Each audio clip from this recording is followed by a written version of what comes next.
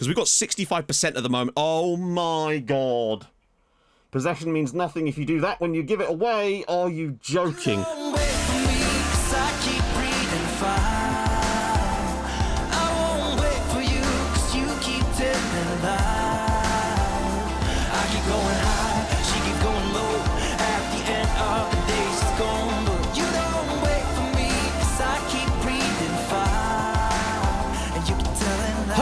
And welcome back to another episode of Outcasts to Icons, with me looking more and more like my dad in the 70s with each passing day. If you enjoyed the series, of course, drop that like for the algorithm. You know what to do. So, for those of you that missed the last episode, maybe go back and watch the journey. But at the end of the day, we found ourselves at a brand new club, Ermis of the Cypriot Second Division. Now, they're a sort of perennial, not yo-yo club, but a club that kind of are on the bubble of the two divisions. Not always actually going up and down between them, but relatively, when they're up, when they're in the top flight, they're always towards the bottom, and when they're in the second tier, they seem to be relatively towards the top, if not always going up. So, yeah, we've definitely moved up in the world, and it's certainly going to be a difficult situation with us with the financial problems that this club are in.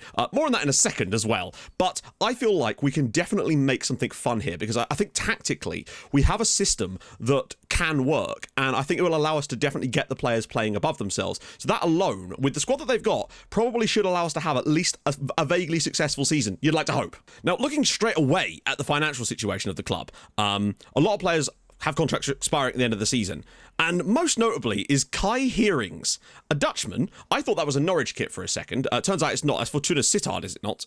Yes. And he's on £2,000 a week. No wonder you're in financial difficulties, lads. What are you doing? I don't even know what to say. The fact that they've got this guy on such a huge amount of money. Now, we can't well, we could try to release on a free, I suppose. See if there's any mutual. That might honestly be something worth doing, because it would save us so much cash right now. And you see that we were already, for those who missed the end of the last video, £4,000 in the negative on the wages. When they offered me 19k a week, which was the most any club offered, I thought, yeah, okay, we might be quite close to it because they're probably overspending a bit, but Christ, I wasn't expecting it to be this bad. But moreover than that, some of you, I did not see this at the time, some of you pointed out in the comments that their transfer budget for next season is allegedly £1.12 million. I don't know where they're getting that from. Is there a laundry nearby? And allegedly, or not even allegedly, this is a fact, this is the club earlier this season, I think it was, or might have been last year, that sacked their manager midway through a match. So, yeah. In their defence, they were 6-0 down, I think. But regardless, that's a bit extreme, and I hope that doesn't happen to us. I don't think FM even has that feature. And also, just a quick note, I am leaving on, throughout this save, I'm going to leave on every league that we've ever managed in during the save. That way we can keep an eye on the clubs at the end of every year to see how they've got on without us. I'm not hoping much for Leicester at this point. So, let's have a look through the squad. I think that's the key thing to start off with. Now, we can actually see their stats for the season so far. Well, sort of. My analysis views I normally use for end-of-season analysis, which we've yet to actually manage to do any of. So, the most exciting thing for me right now, is he on loan? No, is this lad, Christodoulos Christou, who is a regen that, oh my god. This is, okay, one of the things I love about a journeyman save is the potential for things like this. He's really good. He's actually already the club's best player at the age of 17. They've signed him up to a full-time deal. He's got 2 years left on it, so that shouldn't be a problem for us right now, which is really exciting. He's on, you know, a fair whack of wage, but not compared to my man Kai Heerings, is he? So, not bad player at all. And to be honest with you, he might be, I mean, okay, his finishing isn't exactly great, but remember, Zainulai had 2 finishing. 2. With Leicester, and look what he did. He's got good composure to go with it. So I'm genuinely very excited about what Christou could do sat in that position. Now, hopefully there's a better striker at the club, because I don't really want to have to play him up fully through the middle, because he lacks the work rate to really play that pressing forward role, but we'll see. Other players we've got is Pavlos Kyriakidis, who is the club captain as well, as you would have seen in the intro, the newly shortened intro, I should stress as well. So, right-sided player. Passing of 10, vision of 8, not spectacular, but we've at least got someone that I know could slip into that role as well, which is good. Got a bit of speed about him, considering he's 31 years old, and he's in my face pack, which is nice. Number 56, because reasons. There's also a Pole at the club in Łukasz Sekulski, who, you know, target man, perhaps not fantastic, but he does at least have decent work rate. And he's not really any quicker or slower than the other guy. Shoots with power, comes deep to get the ball, kind of works with what we're doing anyway. Tries long-range free kicks. Maybe we could get some of those. I don't mind him, actually. As a placing forward on support, where finishing isn't quite as important, the aggression and concentration let him down slightly, and he isn't the best in terms of his physicals for his like outright speed, but he does have that height that I really like for to be able to win those balls like Jankulovski does, or did. They actually have some players that I think might suit the way we play. And there's also Marco Mira, who, he's an inside forward. I tell you what, right? We may have just lucked into a team that actually suits the style of play that we were using before. He's like Galushko. This is so fortunate. It's insane. We need some centre mids, though. So there's David Dynamite as well, a left back, an incredible left back, too. And he's called David Dynamite. What more can you even say about him? He's good. He's solid. I like him a lot. Oh, he's got a long flat throw as well. More of a wing back, but he does still have okay tackling. He's not the best, though. João Nobrega as well. They've got a few Portuguese lads in here, only 20 years old. It's coming from Passos. He's more of a defensive midfielder, but I'm sure we could get away with playing him in the middle if we needed to. Although, I'm not sure. Hopefully we've got some others. We've got a right back as well in Stiliano. Nowhere near as good as my man on the left-hand side, but he's not bad. He's more of a just straight-up defensive fullback. 6 caps for Cyprus, too. Diego Gomes, another, not Portuguese, Brazilian this time, another defensive midfielder. So this suggests to me that they played DMs because most of their players seem to be more comfortable in the defensive midfield roles, or they're just really weak in other areas. So there's Outcasts as well. Okay, good. A central midfielder. More of a ball winner, though, with his tackling and marking being so high. Don't know if I'd fancy playing him as a box-to-box. So I think I'm sort of understanding where we might have to strengthen this squad. Filipovic. Okay, centre-back. 12 jumping reach, 6'3", solid. I think he's fine for now. Just imported the tactics. We can actually have a look at the squad depth with our shape, which makes a lot more sense for us right now. So, yeah. Front through the middle. Wow. So Christodoulou can play there as well. They've also got Mihailovic Sutalo, a Croatian. No, he's not. Actually, to be fair, no, he lacks the composure. And I feel like composure at sometimes is even more important. That being said, I would have no trouble playing him here. He's okay passing. The composure's still a bit iffy, but we'll definitely find a use for him. He's left-footed, though, so this could be a bit of a tough one. I think I'd play him here if we had to. Who is a right-footed player, which is perfect. Yep, again, more backup on that side. Good. So Christoforu is probably the second choice centre-back, or the centre-back to play alongside my man, can't remember his name, the Serbian chap. But he does lack any kind of jumping reach, and that is a concern for me. It just is. A 5'10" centre-back with 9 jumping reach, and he doesn't have a lot else to make up for. His aggression's okay, but I don't really like that, not with the way we play. Central midfielders, okay. Again, it's more ball-winning midfielders in Georgios Papageorgiou. Not seeing a lot of Metsalerable players. Sirias, and again, they love their ball-winning midfielders. I wonder what shape they were actually playing before. So, conclusions so far, just from looking at their squad, and their best goalkeeper is actually Karlo Duvniak, who is considered to be the club's hot prospect as well when I looked on the club page. He's got some okay, good aerial reach as well. Reflexes is only 8, which is concerning. His kicking is pretty decent, which is quite useful for what we want to do, because it means he might be able to target those kicks. But from looking at this, the way I'm looking at, basically my conclusion is, left side is looking solid, this position is pretty good, striker is great, right side as well. Central midfield is a bit of a problem child for us, and I think we need more depth in the centre-back probably to get a few more players that I would rather have. I'd rather have 2 players like Filipovic than having the others in there. What about Miguel Carrera? Is he a centre-back as well? No. Oh. What about the under-19s? Is there any really talented looking under-19s in there? There's a goalkeeper in Sava. Don't worry, I will get the Z-Gens in. I just didn't even think that it wouldn't have run on these. Of course not. A left-back, a striker, but no sort of... I mean, this is their best sort of youth team. Wow, he is aggressive. Keep this man away from me. He is extremely aggressive. I'm not even scared. I'd be scared to drop him if I put him in the team, to be honest. Good jumping reach, considering he's 6 foot. He's only 6 foot, but that's 14 jump. Temperamental. You don't say. So I really do feel like it's the centre of midfield that we're going to need to try and strengthen. Now, how we're going to be able to do that this season, I don't know.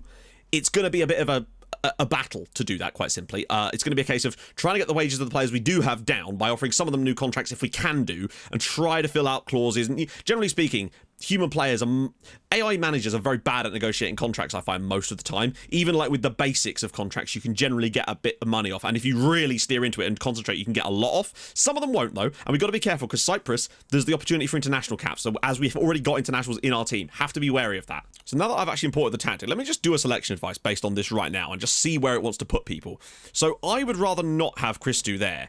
I'd much rather have him, unless we've got injuries, perhaps. No, I think we're okay there. I'd much rather have my Polish friend up front. There he is. Okay, it's because he's not super match fit right now. That's probably what it is. So that's what I'd like to go with. Kyriakidis on the right-hand side, Stiliano. Yeah, that's basically the best. So the best in the midfield, it reckons, is Outcasts for ball-winning midfielder. Oh, wait, hang on. No, I changed this back, didn't I? So actually, he'd be more box-to-box. Although part of me wonders if, given the sheer number of ball-winning midfielders this squad has, if maybe just playing that role as a ball-winning midfielder until such time as we have someone who's better for box-to-box might not be the worst idea in the world. So perhaps I might keep this version of the tactic on ball-winning midfielder and then make another version imported with the other version with box-to-box in, because this team is full of box-to-boxes. So Nobrega is the best Met Salah, allegedly. Long shots are interesting. That could be useful. Good tackling as well. Very good tackling indeed, in fact. But I don't know if he's got the kind of up and down momentum that we're going to need to actually make anything happen here. Okay, so Pavlos Kyriakidis is quite literally already trying to leave the club. Mate, give me a chance. You've only been here 3 years. Okay, introduce ourselves to the squad. These meetings can only ever go well, right? I am the new Ermis manager. Go on. Yeah, they're agreeable. Oh, good lord. I don't want to make any promises yet. Oh, well, I'm sorry, 17-year-old Christou. He wanted me to say that young players are going to get a chance. Don't worry, mate. You're fine. Okay, they're content. Usually players love a code of conduct change. For the most part, they're good. What the hell? I hate that when you come in, it's like, brand new managers here, and they're like, we hate you already, boss. I think perhaps a lot of that could potentially be... so it's due to our reputation, which makes sense, but that shows we have made a step up, at least, in terms of rep.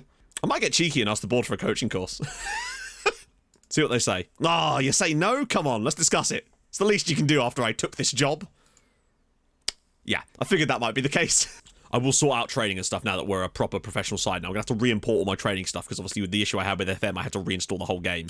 So it's the 30-game season, and we've got 21 games with which to save ourselves. That has to happen. But we have to try and get top 3 or 4, and we're already 10 points from it. That's going to be a crazy tough task. But we're going to get into that today. So Sokulski isn't super fit. None of these guys are really just yet, and it's going to take me a little while to build up what I actually want to play with this team. But for now, this is our shape. This is what we want to do. However, I am going to leave Outcasts as the ball-winning midfielder for today. And if it's like a massive detriment to us as far as actually playing that role and it buggers the whole tactic, then we will move it back to box. But for now, I think we'll just be better off getting the best out of the player. What I would say as well, though, is look how much better Kyriakidis is as a wide playmaker in comparison to the rest of the squad compared to how we were at Vileshta when we tried to play this role. So there's definitely an element of improvement there, I'd say. As for the bench, it's going to take me a little while to learn who's good and who isn't at this point. But Sutalo, I think I liked a little bit. I like the way he looked in some of our little tests, or little, not tests, but when we looked at the squad depth. So that'll do for now. Assistant has nothing to say. I assume that I just brought Vlad with me then. Right, moment of truth. First game in charge of the club. Not exactly an easy match to come into either against Aris. I think that it's going to be a few games until this team even grasps our tactical style, and that could be a key element of this. Let's go. First game in charge of Ermis Aradippou. You might notice that there's the KFC ad boards in, unfortunately, because of Streamer Showdown. I can't keep taking that stuff in and out, so I will remove them after Showdown this weekend, but it's going to appear for some games, unfortunately, so apologies in advance for that. We'll just claim that they bloody love Kentucky Fried Chicken over here in Cyprus for now. They've got a new sponsorship that lasts the next 3 episodes. Ball out wide here. Let's see how this tactic beds in with these slightly different players. I'm excited to see what Sokulski could do through the middle for us, though. He might sit slightly deeper in these attacks, which might actually mean that we don't get caught with all of our players behind their defensive line, and there's always going to be an option available in the centre of midfield, which could, in fact, actually help us. Outcasts now, with the ball out wide to Kyriakidis. Maybe this was the plan all along. I just didn't test it enough when we were at Vileshta. Nobrega, and it's a good block, and already we've started okay. And Ipsonas are losing their game too, which is very, very helpful for us, of course. Around the side, Jojo's ball in. And it's... What a save! Duvniak with a great stop. Defenders did kind of guff that up a little bit. We do lack that. The one thing about the ball in midfielder is it then means we are missing one extra player for those little runs in behind sometimes. But still, Sokulski now, he will keep this in. He's got support. Can he knock this back across? Oh, look at the space here. Nobrega. And Kyriakidis and Nobrega. And it's deflected wide of the goal off of our own player, hilariously. But still, some nice build-up. We're not looking too bothered at the back. Mira's ball through. And Christopher! Oh, with the header over the crossbar.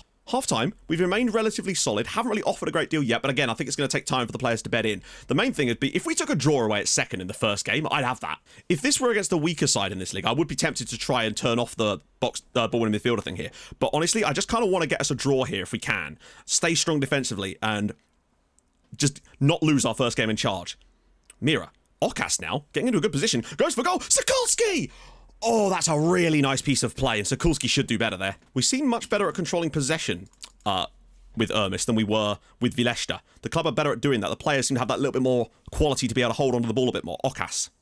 Because we've got 65% at the moment. Oh my god. Possession means nothing if you do that when you give it away. Are you joking? Apollonius Vasiliou makes it 1-0 to Aris. Okay, we're going to have to train these mugs to be a little bit less like that, because that was shocking. He does have a fair few passing options on, perhaps, but even so, if you're going to pass back to one of the two centre-backs, they still outnumber the one lone striker they have up top, and you've managed to find the striker. Oh, dear. Okay. Oh, that's a great ball into the channel for Mira. He has to look up, though. Maybe edge of the box? Back for Outcasts. Dynamite's potentially going to get this back here.